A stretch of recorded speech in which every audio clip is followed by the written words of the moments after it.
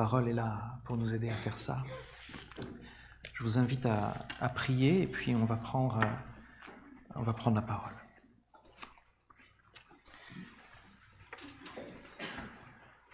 Seigneur, nous avons besoin de ton concours, nous avons besoin vraiment de l'éclairage de ton Saint-Esprit. Nous avons besoin, Seigneur, de ton aide.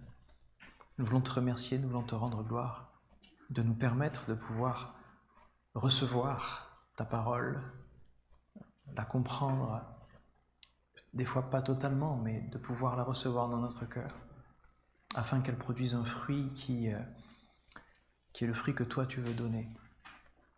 Te demandons aujourd'hui, Seigneur, que les versets qui seront lus prennent vie dans nos cœurs, que les vérités qui seront partagées, si elles viennent de toi, soient confirmées par ton Saint-Esprit. Et quand elles viennent de toi, viennent s'installer dans notre cœur et viennent construire des fondations solides pour notre foi, pour notre vie et la vie de ceux qui nous entourent. Nous sommes conscients, Seigneur, des enjeux qui sont autour de nous. C'est des questions parfois de vie et de mort. Sur le long terme, il y a des morts lentes et il y a des vies brillantes au fur et à mesure du temps. Et c'est toi, Seigneur, qui nous permet de saisir toutes ces choses. C'est en effet le jeu de l'ennemi d'essayer de le voler. Nous croyons que l'ennemi est venu voler, tuer et détruire, comme tu nous l'as dit, mais que tu es venu donner ta vie et que tu donnes la vie à tes brebis et tu la donnes en abondance. Permets-nous de recevoir cela aujourd'hui, de le comprendre, de vivre cette vie éternelle, Seigneur. Parce que nous voulons te connaître, toi, le seul vrai Dieu. Sois béni, Seigneur Dieu, au nom de Jésus. Amen. Amen. Alors, je vous ai dit, on allait dans la parole. On va avoir un doigt dans Exode 16. Enfin, un doigt, si jamais vous avez une Bible avec des feuilles. Si vous avez un téléphone portable, ce sera peut-être un peu plus compliqué. Mais on va aller dans Exode 16 aujourd'hui et on va continuer sur le thème que nous avons démarré. C'est dans l'Épître aux Hébreux. Je ne vais pas vous faire à nouveau un résumé. Exode 16, oui. Et puis dans Hébreux, on sera dans Hébreux 4. Au chapitre 4, nous allons continuer dans la suite de ce que nous avons fait les semaines précédentes. Alors, vous savez, ce message, je le médite depuis quelques semaines, même quelques mois. Et j'avais préparé quelque chose sur Hébreux 4 aujourd'hui. J'avais écrit les différents points. J'étais sur le point de les envoyer à mon ami David, qui m'aide à faire ces magnifiques slides derrière moi. Et je me suis retenu. Et j'ai compris pourquoi quand je suis arrivé au jeûne et prière. Il est arrivé auparavant que lors d'un jeûne et prière, les messages du dimanche changent légèrement. Et là, c'est le cas. C'est ce qui s'est passé. Il y a eu des paroles prophétiques et notez que l'Église vit des temps graves. C'est pour ça que le ton tout à l'heure était grave.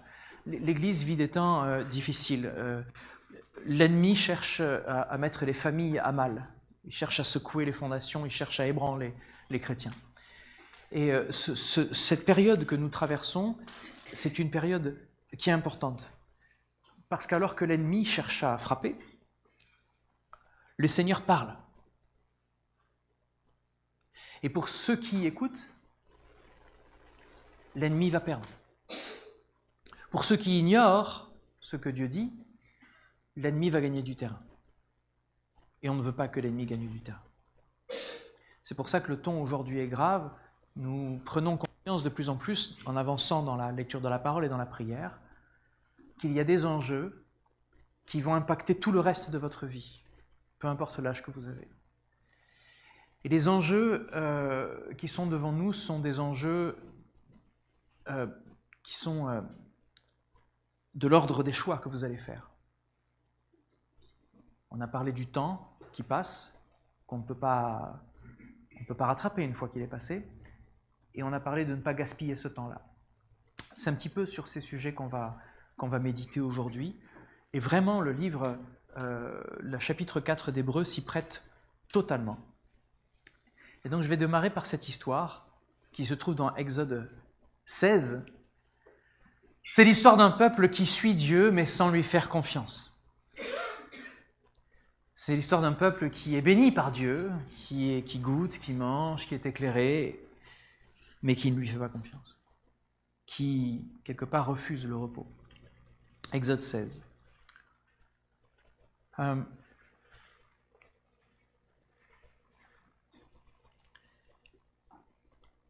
C'est un peu long, mais on va quand même le lire, pour que vous compreniez vraiment le contexte. Donc, le peuple hébreu est en exode, d'accord? Il marche dans le désert, et il se plaint.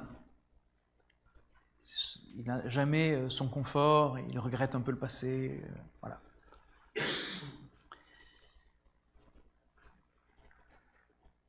Toute la communauté des Israélites quitta Élim et le 15e jour du second mois qui suivit leur sortie d'Égypte. 15e jour du second mois, d'accord? Vous voyez, un petit peu, on a l'idée de la période.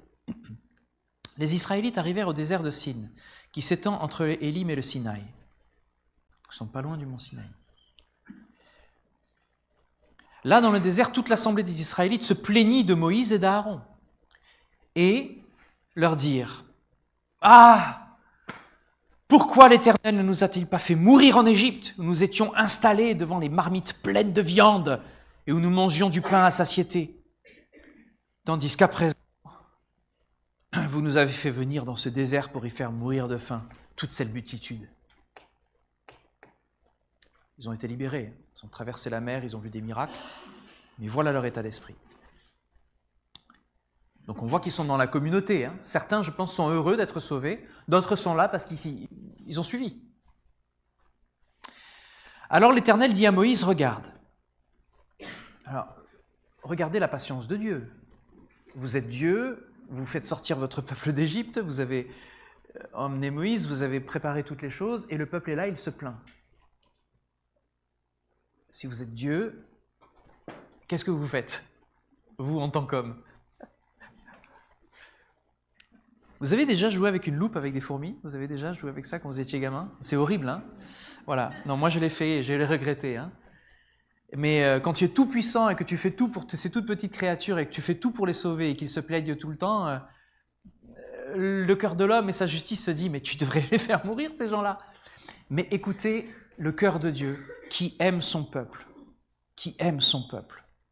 Vous comprenez qu'il ne nous punit pas selon notre désobéissance. Vous comprenez ce que je suis en train de dire? Alors l'Éternel dit à Moïse, regarde, je vais faire pleuvoir du ciel sur vous du pain. Le peuple sortira et en ramassera chaque jour la ration nécessaire. Je le mettrai à l'épreuve de la sorte et je verrai s'il se conforme ou non à mes instructions. Le 6e jour, il y en aura 2 fois plus. Pourquoi, vous allez me dire? 2 fois plus que les autres jours à ramasser et à apprêter. Okay? Moïse et Aaron dirent à tous les Israélites, « Ce soir, vous saurez que c'est l'Éternel qui vous a fait sortir d'Égypte, et demain matin, vous verrez se manifester la gloire de l'Éternel, car il vous a entendu vous plaindre de lui, l'Éternel. » Remarquez qu'il n'est pas écrit qu'il se plaignait de Moïse. Il vous a entendu vous plaindre de lui, l'Éternel. Car qui sommes-nous pour que vous vous plaigniez de nous? Oui, dit-il, vous le saurez ce soir, quand l'Éternel vous donnera de la viande à manger, et demain, lorsqu'il vous donnera du pain à satiété, car l'Éternel a entendu les plaintes que vous avez formulées contre lui. Nous, que sommes-nous? Ce n'est pas de nous que vous vous êtes plaints, mais de l'Éternel. Puis Moïse dit à Aaron, ordonne à toute l'assemblée des Israélites de se présenter devant l'Éternel, car il a entendu leurs plaintes. Pendant qu'Aaron parlait à toute l'assemblée des Israélites, ceux-ci se tournèrent du côté du désert, et voilà que la gloire de l'Éternel apparut dans la nuée. L'Éternel s'adressa à Moïse et lui dit, « J'ai entendu les plaintes des Israélites. Dis-leur donc, ce soir, avant qu'il fasse nuit, vous mangerez de la viande, et demain matin, vous vous rassasierez de pain, et vous saurez que je suis l'Éternel votre Dieu. En effet, le soir même, des cailles vinrent s'abattre sur le campement qui en fut recouvert. Et le lendemain matin, il y avait une couche de rosée tout autour du camp. Lorsque cette rosée se fut dissipée, on aperçut par terre sur le sol du désert un mince dépôt granuleux, fin comme du givre, qui restait. En voyant cela, les Israélites se demandèrent les uns aux autres, « Qu'est-ce que c'est ?» Car ils ne savaient pas ce que c'était. Moïse leur dit, « C'est le pain que l'Éternel vous donne à manger. Voici ce qu'il a ordonné à ce sujet. Que chacun de vous en ramasse autant qu'il est nécessaire à sa nourriture, soit environ 4 litres par personne. Chacun en prendra pour le nombre de ceux qui sont dans sa tente. » Les Israélites agirent ainsi. Ils en ramassèrent les uns plus, les autres moins. Lorsqu'ils mesurèrent leur récolte, ceux qui en avaient ramassé beaucoup n'en avaient rien de trop, et ceux qui en avaient pris moins n'en manquaient pas. Chacun en avait ramassé ce qu'il lui fallait pour manger. Moïse leur recommanda que personne n'en garde jusqu'à demain matin. Vous entendez ? Ils n'en gardaient pas jusqu'à demain matin. Mais certains ne lui obéirent pas et gardèrent pour le lendemain. Il s'y mit des vers et cela sentait mauvais. Alors Moïse se fâcha contre ces gens. Tous les matins, il ramassait donc la manne, chacun la ration nécessaire à sa nourriture. Quand le soleil venait chaud, elle fondait. Le 6e jour, ils en ramassèrent une quantité double, c'est-à-dire environ 8 litres par personne au lieu de 4. Les chefs des communautés vinrent en informer Moïse, qui leur dit « C'est bien, c'est ce que l'Éternel a ordonné. Demain, c'est un jour de repos, Shabbat, qui est consacré à l'Éternel. Ce que vous avez cuire au four, cuisez-le aujourd'hui. Ce que vous avez à faire bouillir, faites-le bouillir aujourd'hui. Et tout ce qui est en plus, mettez-le en réserve pour demain. » Ils mirent donc le reste en réserve jusqu'au lendemain, comme Moïse l'avait ordonné. Il n'y eut ni mauvaise odeur, ni vers. En bref, tout s'est très bien passé quand on l'a écouté. Moïse leur dit alors, « Mangez aujourd'hui ce que vous avez mis en réserve, car c'est le jour du repos, en l'honneur de l'Éternel. Aujourd'hui, vous ne trouverez pas de manne dehors. Pendant 6 jours, vous en ramasserez, mais le 7e jour, le jour du sabbat, il n'y en aura pas. » Cependant, le 7e jour, il y eut des gens qui sortirent pour faire leurs provisions. Mais ils ne trouvèrent rien. C'est étonnant. Alors l'Éternel dit à Moïse, « Jusqu'à quand refuserez-vous d'obéir à mes commandements et à mes lois ? Considérez donc que si l'Éternel vous a donné le jour du repos, il vous donne aussi le 6e jour de la nourriture pour 2 jours. Le Seigneur pourvoit à tous vos besoins, surtout dans l'appel où il vous demande de passer du temps avec lui. Le 7e jour, que chacun reste donc dans sa tente et que personne ne sorte de chez lui. Ainsi le peuple se reposa le 7e jour. Les Israélites donnèrent à cette nourriture le nom de manne. Ça veut dire « qu'est-ce que c'est ?»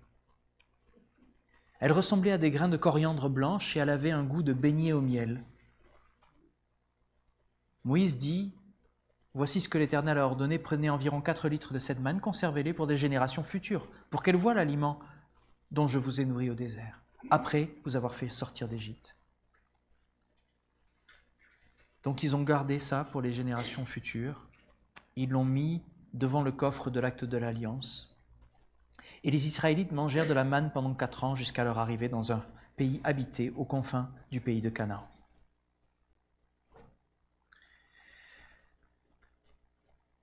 Dieu donne à Israël la manne. On vient de lire Exode 16 en entier.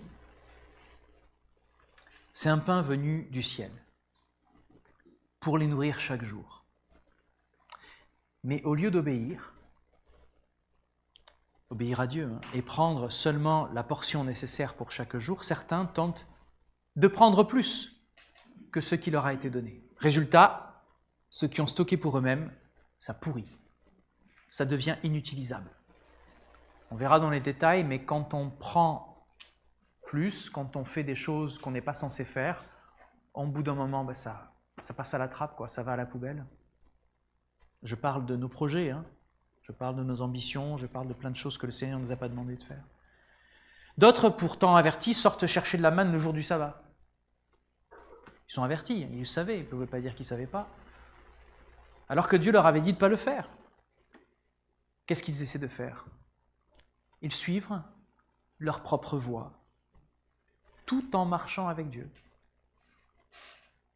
Vous comprenez?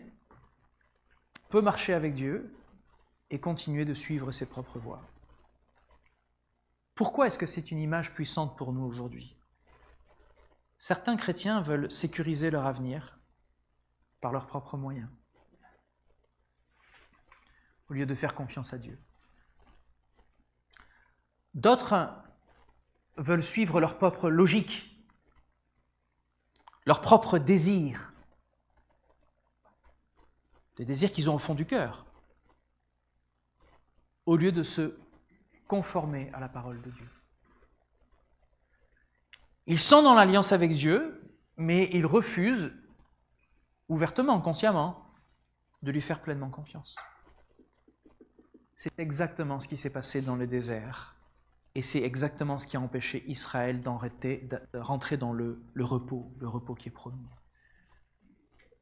Vous avez entendu tout à l'heure notre frère parler avec gravité, puis après reprendre une voix beaucoup plus douce. On voit le cœur du père qui veut prendre soin de ses enfants, qui est triste et qui est en colère contre le fait que ses enfants en font qu'à leur tête et se font du mal.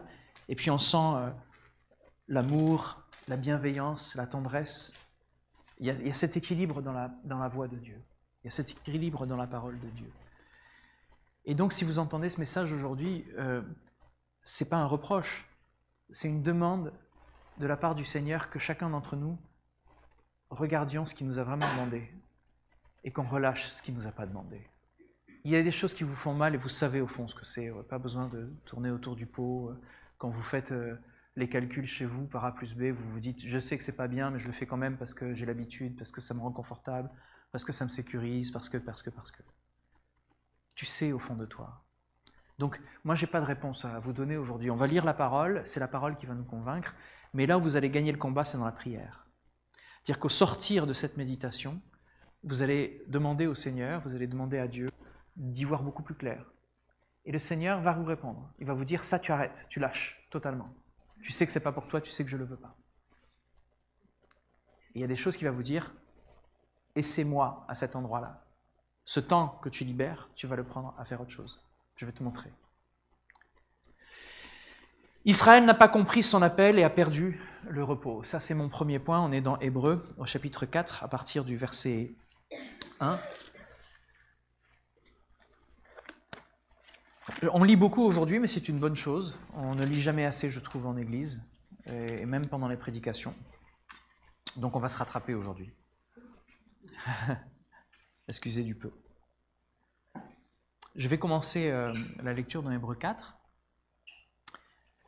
Et vous allez avoir un écho, quand même, vous allez avoir un reflet de ce qu'on a vu les semaines dernières, donc restez bien là. On va lire quelques versets, puis on va s'attarder sur les versets 1 à 3. Ainsi donc, pendant que la promesse d'entrer dans le repos de Dieu est toujours en vigueur, c'est une bonne nouvelle, hein? La promesse de rentrer dans le repos de Dieu est toujours en vigueur, craignons que l'un d'entre vous ne se trouve coupable d'être resté en arrière. Craignons, il y a une crainte à avoir. Car nous aussi, nous avons entendu la bonne nouvelle, tout comme eux, mais le message qu'ils ont entendu ne leur a servi à rien. Vous pouvez avoir entendu le message, ça ne vous sert à rien. Car ils ne sont pas associés par leur foi à ceux qui l'ont reçu. On voit que dans le même groupe, il y a des gens qui ne sont pas associés par leur foi à ceux qui l'ont reçu. En effet, c'est nous qui croyons, qui entrons dans ce repos conformément à la parole de Dieu, quand il a dit « C'est pourquoi, dans ma colère, j'ai fait ce serment, ils n'entreront pas dans mon repos. » C'est ainsi que Dieu a parlé alors que son œuvre était achevée depuis la création du monde. En effet, il est dit quelque part à propos du 7e jour « Et Dieu se reposa le 7e jour de tout son travail. » Et puis dans notre texte, il est dit « Ils n'entreront pas dans mon repos. » Vous avez vu ce que fait l'auteur, là, aux Hébreux? C'est pas moi qui parlais, c'est lui, là. Hein? Il dit dans notre texte. Vous avez conscience qu'il est en train de lire le passage de l'Exode. Vous êtes conscient que le passage qu'on vient de lire, tous ces passages-là, il dit c'est notre texte. Il nous parle à nous. On est au verset 5, si vous le cherchez. Hébreux 4, verset 5. Et dans notre texte, il dit « Ils n'entreront pas dans mon repos ». Donc, il est en train de prouver, il dit « Il demeure donc établi que certains doivent entrer dans ce repos. Or, ceux qui ont les premiers entendu cette bonne nouvelle n'y sont pas rentrés parce qu'ils ont désobéi à Dieu. » Là, il parle du peuple juif. C'est pourquoi Dieu fixe de nouveau un jour, qu'il appelle hier, qu'il appelle demain, non, qu'il appelle aujourd'hui. Dieu fixe un jour qu'il appelle aujourd'hui. C'est pour ça que vous entendez dire aujourd'hui c'est le jour du salut. Parce que c'est vrai. Parce que le jour où tu saisis la gravité de ta vie, la direction que tu prends, aujourd'hui, tu peux prendre la décision qui est la bonne, celle de faire confiance à Dieu, de lâcher les bêtises et de prendre à cœur l'appel qu'il a mis sur ta vie. Dieu fixe de nouveau un jour qu'il appelle aujourd'hui. Lorsqu'il dit beaucoup plus tard dans les psaumes de David, ces paroles déjà citées, « Aujourd'hui, si vous entendez la voix de Dieu, vous avez terminé la parole pour moi. Ne vous endurcissez pas. » Et il continue, il dit, en effet, si Josué avait assuré le repos aux Israélites, Dieu ne parlerait pas après cela d'un autre jour. Vous comprenez que c'était une image des choses à venir. C'est donc qu'un repos reste pour le peuple de Dieu, un repos semblable à celui de Dieu, le 7e jour. Car celui qui est entré dans le repos de Dieu se repose de ses œuvres, comme Dieu s'est reposé des siennes. Est-ce que vous vous reposez de vos œuvres ? Empressons-nous donc d'entrer dans ce repos afin que personne ne tombe dans la désobéissance à l'exemple des Israélites. Car la parole de Dieu est vivante. Alors, la parole de Dieu est vivante. Il est en train de dire notre texte. Il est en train de lire Exode. Quand on dit la parole de Dieu est vivante, il parle de ça. Il dit cette parole-là, elle doit agir aujourd'hui en vous. Elle doit vous aider à prendre la bonne décision. Nous, en tant que chrétiens évangéliques, on a compris que la parole, c'est l'Ancien Testament et le Nouveau Testament. Donc on peut dire que cette parole, elle s'adresse à tous les livres, les 66 livres de la Bible. Car la parole de Dieu est vivante et efficace. Elle est plus tranchante que toute épée à double tranchant et pénétrant jusqu'au profond, plus profond de l'être, jusqu'à atteindre l'âme et esprit, jointure et moelle. Elle juge les dispositions et les pensées du cœur. Quelles sont vos dispositions? Quelle est votre position? Quelles sont les pensées de votre cœur? Nulle créature n'échappe au regard de Dieu. Tout est à nu et à découvert aux yeux de celui à qui nous devons rendre compte. Cette parole, qu'on a l'habitude, l'épée est plus efficace qu'une épée, elle prend une autre dimension ici. Elle parle de désobéissance. Dans le texte de ce verset, on parle de désobéissance, de vie et de mort. On parle de l'Exode, des eaux de Siloé, enfin des eaux de Mériba, les eaux de la révolte. Et je vais terminer par la prédication, mais le passage. Et ça, c'est un espoir, c'est un message d'espoir, d'accord? Il n'est pas là pour condamner, il est là pour exhorter, pour relever. Ainsi, puisque nous avons en Jésus le Fils de Dieu, un grand prêtre éminent qui a traversé les cieux, demeurons fermement attachés à la foi que nous reconnaissons comme vraie. Ça veut dire quoi être demeurer attaché fermement à la foi? On va le voir. En effet, nous qui n'avons pas un grand prêtre qui serait incapable de se sentir touché par nos faiblesses, au contraire, il a été tenté en tout point comme nous le sommes, mais sans commettre de péché. Approchons-nous donc du trône de Dieu de grâce avec une pleine assurance. Coupable ou non coupable, approchons-nous donc du trône qui est un trône de Dieu de grâce. Il fait grâce. Là, Dieu nous accordera sa bonté et nous donnera sa grâce pour que nous soyons secourus au bon moment. Si tu es en détresse, Dieu te secourt au bon moment. Israël n'a pas compris son repos. Il n'a pas compris cet appel à rentrer dans le repos. Craignons donc, tandis que la promesse d'entrer dans son repos subsiste encore, que personne parmi vous ne pense être venu trop tard. Dieu leur donne tout ce dont ils ont besoin, mais ils veulent plus, ou ils veulent autre chose. Est-ce que vous êtes satisfait aujourd'hui dans votre vie? Est-ce que vous avez des besoins au fond du cœur où vous dites « j'ai pas atteint ça, ça me manque, il faut que je l'atteigne ». Et qu'est-ce que vous allez faire pour atteindre le but que vous vous êtes fixé? Est-ce que vous allez mettre à part le temps qui est réservé au Seigneur? Est-ce que vous allez utiliser ce temps-là? Est-ce que vous allez créer du temps? Est-ce que vous allez moins dormir? Qu'est-ce que vous allez faire? Dieu leur donne tout ce dont ils ont besoin, mais ils veulent plus ou autre chose. Ils pensent qu'ils doivent ajouter leur propre logique à l'obéissance divine. Et c'est là le problème. Je pense qu'on a vraiment notre propre logique, même en tant que chrétien. Je donne l'exemple, et c'était très drôle, et je remercie Isa de son service, mais tout à l'heure, elle était tellement dans le service qu'elle a oublié de communier. Elle s'est dit, c'est bon, j'ai servi tout le monde. Et dans une fraction de seconde, elle s'est rendue compte, ah mais moi, vous savez qu'un des premiers péchés de rater sa cible, c'est de servir tellement et de se dire, je suis tellement à l'œuvre pour les plus démunis et pour l'Église et pour tout ça, d'oublier de vivre sa relation avec Dieu. Vous savez que c'est ce qui fait tomber des ministères. Combien de pasteurs écrivent des centaines de livres et sont super connus, ils sont sur la télé, et puis quelques années plus tard, quelques dizaines d'années plus tard, vous voyez qu'ils tombent. Parce qu'ils étaient affairés à autre chose. Ils avaient autre chose sous les ailes, ils avaient autre chose dont ils se préoccupaient, des choses qui ne sont pas très belles. Combien de ministères que j'admirais sont tombés comme ça? Et là, je me dis, et moi, avec mon temps, qu'est-ce que je fais? Où vont mes pensées? Où vont les désirs de mon cœur? Je cours après quoi, au fond?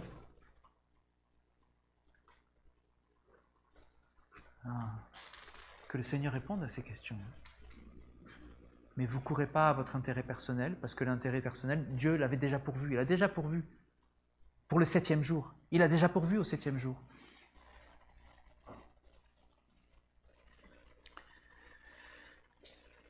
Ils sont nourris chaque jour, mais ils refusent de dépendre totalement de Dieu. Aujourd'hui, beaucoup d'entre nous font la même erreur. On suit Jésus, mais on veut assurer notre propre avenir avec notre propre logique. On veut plus que ce que Dieu nous donne en pensant que ce n'est pas suffisant. On essaie d'entrer dans le repos, mais en gardant une autonomie qui est totale. Quand tout à l'heure, Epifanio a dit qu'il veut une consécration qui est totale, ce n'est pas un fardeau. Jésus, quand il parle de ça, il dit « Mon fardeau est doux et léger. Venez à mon école, et je vous donnerai du repos. » C'est dans le service avec le Seigneur que le repos vient. Je vous avouerai, les amis, que j'ai énormément de choses à faire, chaque jour. Mais le cœur de Dieu est là. Il est là. J'avais plein d'ambitions. En étant jeune, plein de choses. La musique, les affaires, toutes ces choses. Mais la seule chose où le cœur est vraiment vivant, c'est ici. Même dans les moments où je suis déprimé, quand je suis en train de servir, c'est là que je suis vivant. Vous voyez? Il y a un mystère à cela. Le Seigneur donne pour le 7e jour. Quand vous êtes dans son repos et que vous êtes dans le service, c'est là où il vous attend et c'est là que vous vous réalisez. Et ça peut être dans votre environnement professionnel, ça peut être dans votre famille, ça peut être dans tous ces endroits-là. Mais c'est selon ce que lui vous dit de faire. J'entendais des frères me dire « Mais tu sais, frère Cyril, moi, c'est vrai que je ne vois pas beaucoup ma famille, mais parce que je veux vraiment prendre soin d'eux, il faut vraiment que je vous ai déjà dit cette histoire. Il faut vraiment que je voyage pour faire de l'argent. Ma femme et mes enfants ne me voient pas beaucoup, mais je leur dis, mais ils ont besoin d'un papa, ils ont besoin de toi, là. Tu fuis, c'est une fuite. Il y en a des craintes qui ne sont pas légitimes. Vous comprenez? Et pendant ce temps, les gens meurent, nos proches meurent. Ils nous attendent, ils ont besoin de nous. Ils ont besoin de notre présence physique, notre présence morale. Même si tu te tais et que tu restes là sans rien dire, mais que tu es à côté d'eux, ça suffit. Parce que c'est là que Dieu t'attend. C'est là où tu es appelé à être responsable. C'est là où Dieu t'attend et c'est là où il y a ton bonheur. Et c'est pas lourd. Parce qu'il a besoin de réformer ton cœur pour que tu comprennes ces choses. Mais c'est pour ça que moi, je n'ai pas de réponse à vous donner. Il n'y a que la prière qui peut vous donner ça. Comprenez? Est-ce qu'on fait confiance à Dieu pour notre vie quotidienne? Est-ce qu'on a du mal à nous reposer en Dieu parce que nous essayons de tout contrôler? Est-ce qu'on essaie de tout contrôler? Seigneur, apprends-moi à dépendre de toi, à ne pas chercher mes propres voies. Apprends-moi à marcher dans ton chemin. Mon deuxième point, c'est que Dieu nous appelle à reconnaître le vrai chemin. Et ça, c'est Hébreux 4, à partir du verset 6. Versets 6 à 10. Il demeure donc établi que certains doivent entrer dans ce repos, et certains ne sont pas rentrés parce qu'ils ont désobéi. Mais Dieu fixe de nouveau un jour, il l'appelle aujourd'hui. Au verset 7, il est dit, « Aujourd'hui, si vous entendez sa voix, n'endurcissez pas votre cœur. » Israël et la manne, c'est une leçon d'obéissance. Le repos de Dieu ne peut être atteint qu'en obéissant à ses instructions. Il n'y a pas d'autre moyen. Il ne faut pas chercher. Quand tu lis la parole, tu vois l'importance de tes responsabilités. Tu vois où Dieu t'attend. Et si tu as du mal à comprendre et à voir ces choses dans ton groupe de maison de prière, dans ton groupe local, dans les temps de jeûne et prière, le Seigneur révèle ces choses. Elles ne sont pas loin, la sagesse de Dieu, elle n'est pas loin, elle crie dans les rues à ceux qui veulent l'entendre. Si tu te prives des rassemblements de ton Église, et c'est en Hébreux 10, ce que je vous dis, on prend de l'avance, mais si tu te prives des assemblées de ton Église, tu te prives de la vie de Dieu. Voilà. Tu te prives de ce que Dieu veut te dire, de ce qu'il veut te confier. Tu passes à côté, en fait, tu passes à côté de ta vie spirituelle. Excusez-moi, je suis un peu dur avec vous, mais je vous dis la vérité. Je ne veux pas qu'on perde notre temps. Je ne veux pas qu'on soit triste dans 10 ans en disant « Mince, si j'avais su… » Bah oui, mais là, tu sais. Ah. Aujourd'hui, si vous entendez sa voix, n'endurcissez pas votre cœur. Le repos de Dieu ne peut être atteint qu'en obéissant à ses instructions. Chercher sa propre voie, tout en suivant Dieu, ça conduit à quoi? Ça conduit au chaos. Tu vas droit dans le mur. Ceux qui ont voulu stocker la manne, ils ont perdu leur provision. En plus, c'est pas qu'ils avaient rien, puisqu'ils avaient tout de toute manière. Dieu a donné chaque jour. Mais ça pourrit, ça sent mauvais, il y a des vers. Tu veux ça dans ta vie? Moi, j'en ai eu des vers et des pourritures dans ma vie, que je me suis créé, en voulant essayer d'amasser plus. Je me les suis créés. Ça sent mauvais longtemps. Hein. Et puis ça reste dans ta mémoire. Hein. Et tu as du mal à en te débarrasser. Si j'avais écouté, j'aurais pas vécu ça. J'ai été têtu, j'ai suivi mes voies. Et après, tu payes le prix. Grâce à Dieu, j'ai pas payé trop cher. Grâce à Dieu. Ne va pas là. Ne va pas dans ces positions où les frères et sœurs te disent « c'est pas une bonne idée, je me sens pas à l'aise avec ça, on va continuer de prier, mais tu as besoin de la sagesse des frères et sœurs, tu en as besoin, de ton mari, de ta femme. Des fois de tes enfants. Nos enfants nous parlent, de manière prophétique même, avec puissance. Ceux qui ont voulu stocker la manne, ils l'ont perdue. Et ceux qui ont cherché à en ramasser le jour du sabbat, ils n'ont rien trouvé. Des fois, tu cours après quelque chose et puis tu dis « mais il n'y a rien ». Ben oui, Seigneur t'a pas demandé d'y aller. Ah oui, évidemment, il n'y a rien. Si. Mais tu n'as pas écouté. Tu n'as pas écouté. Alors si tu me dis « oui, mais moi, ma relation avec Dieu, tu sais, elle est spéciale, c'est moi et ma Bible », ben ça, c'est l'hérésie. T'es tout simplement hérétique, tu es à côté de la plaque. Tu ne peux pas lire ta Bible tout seul et penser que tu as raison. Tu ne peux pas cracher sur 2000 ans de théologie, tu ne peux pas cracher sur la sagesse que le Seigneur a donnée à tous les frères et sœurs qui sont autour de toi, tu ne peux pas. Tu ne peux pas. Et si tu le fais, tu vas dans le mur. Je le sais, je l'ai fait. Je suis allé dans le mur. Ça aussi, je regrette. Mais vous voyez, je suis toujours là. Mais je regrette. J'ai perdu tellement de temps, à tellement de choses. Et je ne veux surtout pas que mes enfants perdent ce temps. Je ne veux surtout pas que vous perdiez ce temps. Vous avez entendu tout à l'heure Epiphanio, quand il crie, c'est ça. Il craint pour vous.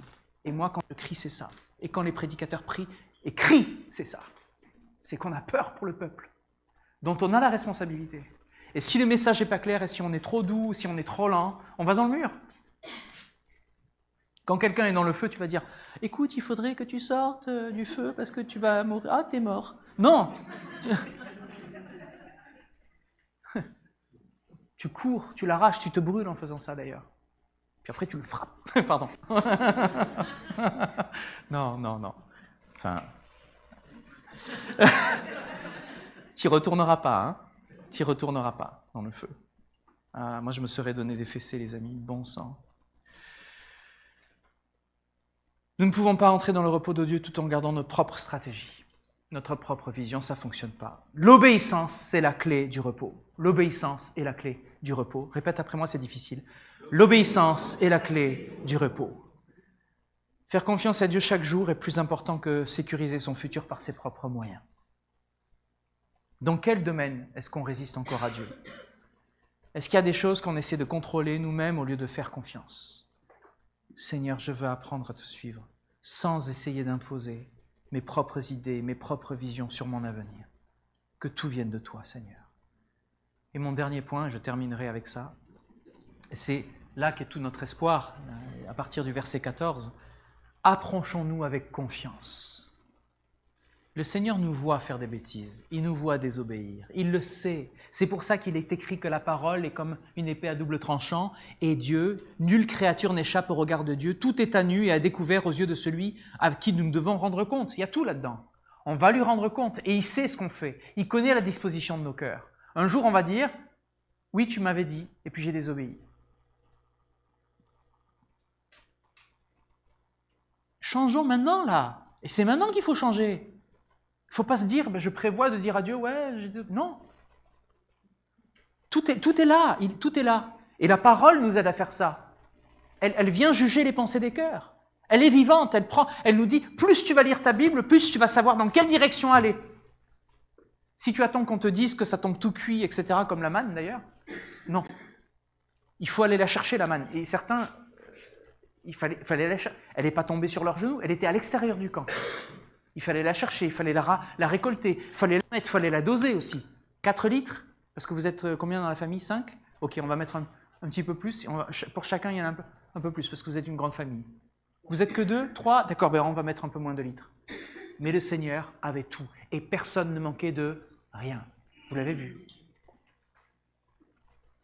Oh Seigneur, approchons-nous avec confiance de Dieu.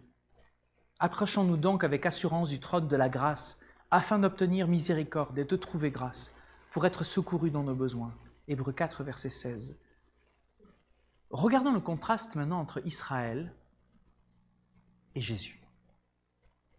Israël a douté de Dieu et a cherché à s'assurer un avenir par ses propres moyens. Jésus s'est confié totalement au Père, même à la croix. Jusqu'à la croix. Il n'y a pas de plus grand amour que de donner sa vie pour ses amis. Faites aux autres ce que vous aimeriez qu'on vous fasse. Aimez votre prochain comme vous-même. Regardez-moi servir, c'est moi qui vous lave les pieds, parce que c'est comme ça que je veux que vous serviez, disait Jésus. C'est un sacrifice. C'est inconfortable, parfois. Mais quelle joie! Quelle joie! Le Seigneur est allé à la croix parce qu'il a vu qu'est-ce qui était réservé à lui, pour lui? Vous avez lu le verset?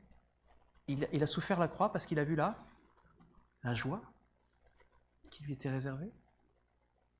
Vous pouvez avoir le cœur triste aujourd'hui, vous pouvez même les temps sont difficiles, vous pouvez peut-être frôler le burn-out ou être dans le burn-out. Peut-être. Et ça fait partie difficilement de la vie. On va en sortir, vous inquiétez pas, il y a des phases dans la vie. On en sort avec le Seigneur, toujours. Mais il y a une joie qui vous est réservée. Même dans ces moments-là. Il y a une joie qui vous attend. Parce que vous faites l'œuvre du Seigneur.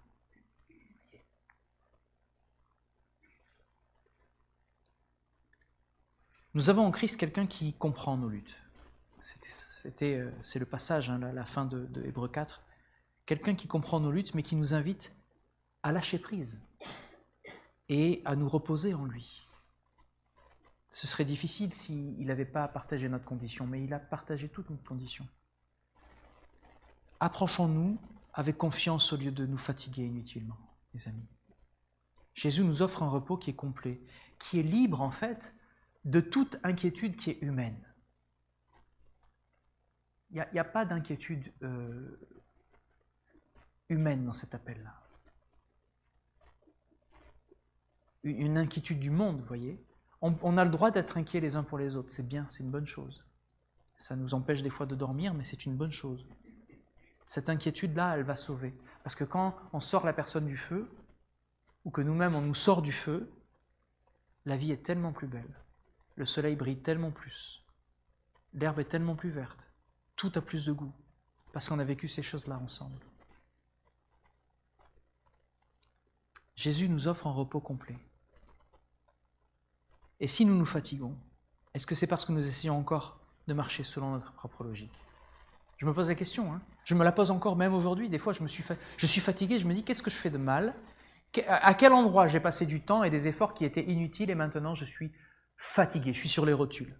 Et je ne devrais pas être dans cette situation. Je me prêche à moi-même, les amis. Hein,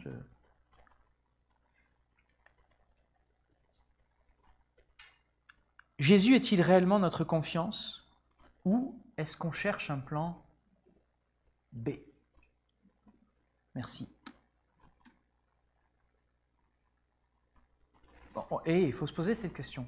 Vous voyez des ministères tomber? Quelque part, ils avaient un plan B. Il y avait quelque chose qui se préparait. Un autre plan qui se prépare. Il y a des plans comme ça qui se préparent autour de... Je vois de plus en plus même de couples se mettre en disant « Oui, mais de toute façon, je fais ça parce que le jour où ça casse, comme ça, tout va bien. » D'accord. Ben, tu prépares, d'accord. Donc tu t'engages, mais tu prépares pour le jour où ça casse. Non, j'ai vu des contrats de mariage être faits parce qu'il fallait protéger la propriété du couple et qu'il était plus intelligent et plus intéressant, même légalement, de faire un contrat parce que si monsieur est dans une entreprise et que l'entreprise fait faillite, au moins la partie de madame est propre et on peut... Ça, oui, je comprends, oui, c'est très bien. Il y a des stratégies, en fait. Il y a des choix à faire. Il ne faut pas être bête, il ne faut pas dire « Ah non, il faut tout en commun tout le temps ». Non, il y a des choses qui sont particulières. Il faut avoir du discernement, il faut avoir de la sagesse. Il faut connaître son activité. Mais de se préparer à l'échec, en avance. Préparer d'autres plans quand on sait que c'est des plans humains, c'est normal. Il faut toujours avoir un plan B dans la vie pour plein de choses. Mais pas avec le Seigneur.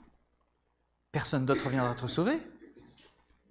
Vous connaissez la fameuse histoire là, du gars qui est en haut d'un immeuble en feu et puis il prie « Seigneur, viens me sauver, c'est toi qui vas me sauver, j'ai confiance en toi. » Et puis là, il y a les pompiers qui arrivent, ils sortent la grande échelle et les tuyaux et il dit « Non, partez, c'est le Seigneur qui va me sauver. » Et les pompiers ne comprennent pas. Et puis il y a un hélicoptère qui arrive et puis le gars qui descend en rappel « Non, Dieu me sauver » et tout. Et puis il meurt. Et le Seigneur, il dit, mais qu'est-ce que tu fais là? Je dis, il dit, mais j'ai prié que tu me sauves. Il dit, mais je t'ai envoyé des pompiers, je t'ai envoyé un hélicoptère, t'as saisi rien dans l'histoire? Vous voyez l'erreur? J'étais sur la table d'opération il y a un peu plus de 10 ans de ça pour une hernie discale. Je soutenais vraiment que le Seigneur devait me guérir. C'était cette période où il fallait que le Seigneur guérisse absolument. Hein. Et jusqu'au dernier moment, je refuse cette opération. Je trouve que c'est injuste. Je ne peux pas utiliser la main des hommes pour me guérir, c'est pas possible. C'est lui qui va me guérir. Et au moment où le gars m'endort, il siffle.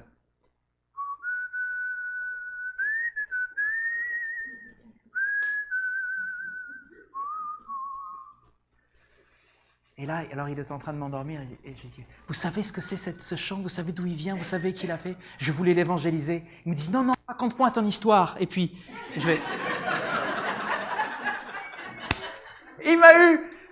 J'aurais dû le retrouver, cet homme-là. Je m'attendais à ce que Dieu me guérisse. Et il m'a guéri. Je peux soulever un piano aujourd'hui. Bon, pas maintenant, mais je l'ai fait. Le Seigneur a ses propres plans pour vous. Vos plans à vous, non. Et la plupart du temps, quand il le fait, vous voyez la paix du Seigneur. Quand il y a de l'agitation, qu'il y a de l'énervement, la fatigue, du trop, des excès de quelque chose, c'est pas bon signe. Tu dors pas assez, tu te soucies, tes ongles, bah, tu te les mords. Il y a des signes comme ça qui font que... Il y a des signes. Et tes proches vont dire, tu devrais pas peut-être un peu plus dormir? Moi, je suis heureux d'être dans cette église parce que, en ce moment, en effet, je suis fatigué. Je fais plein de choses importantes, des choses peut-être qu'il ne faudrait pas, je ne sais pas. Je vais prier, je vais continuer à prier. Et je rentre et j'ai une sœur qui me dit, tu prends du temps pour toi? On peut se dire ça ici. On peut se dire ça ici. On est là pour prendre soin les uns des autres. Et personne n'a un niveau supérieur à l'autre. Tu peux aller voir n'importe quel frère, n'importe quelle sœur et dire, ça va? Je vais prier pour... Mais écoutez la réponse, c'est pas, hey, ça va? Ouais, ça va? Non, ça va pas. Tu vois, c'est pas le ça va du... tu vois, le truc? Le temps ensemble, les amis. Ben, voilà. Parce que je vais terminer, il est très tard. Pas de plan B avec le Seigneur. Prions ensemble. Prions ensemble.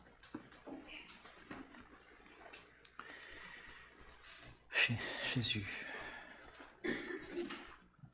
Seigneur, tu as les paroles de vie, vers qui irions-nous, Seigneur? Tu as les paroles de la vie, vers qui irions-nous? Seigneur, nous voulons voir nous voulons reconnaître nos voies, Seigneur, nous voulons y voir beaucoup plus clair dans notre vie, là où on en est, Seigneur. On ne veut pas construire sans toi, on veut construire avec toi et on veut construire ensemble.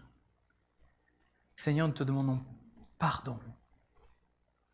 Pardon si on a suivi nos propres chemins, notre propre voie, tout en se plaignant, alors que tu as pourvu, Seigneur, chaque jour, dans ce désert. Tu as pourvu au 7e jour. Tu as une double ration pour nous aujourd'hui, parce que tu sais que demain, il faudra qu'on se repose. Permets-nous de discerner ces temps de changement. Permets-nous, Seigneur, de ne pas passer à côté de notre vie en toi. De ne pas chercher à vivre notre vie à nous pour se rendre compte que trop tard, nous avons fait le chemin sans toi. Permets-nous, Seigneur, de remettre à Dieu ce qui est à Dieu et au monde ce qui est au monde. Permets-nous, Seigneur, de discerner dans notre emploi du temps ce que nous allons faire. Nous te confions ces choses, elles t'appartiennent, Seigneur, notre vie t'appartient. Permets-nous ensemble, avec une sagesse commune, une sagesse qui vient de toi, les 1000 facettes de ta sagesse qui viennent à travers chacun d'entre nous parler de ta grandeur.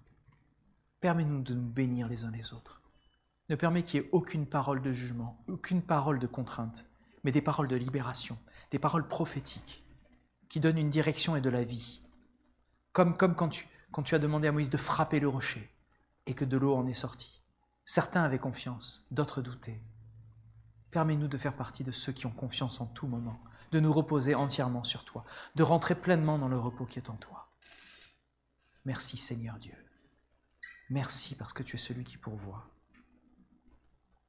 Merci pour ta grâce, merci pour ta parole.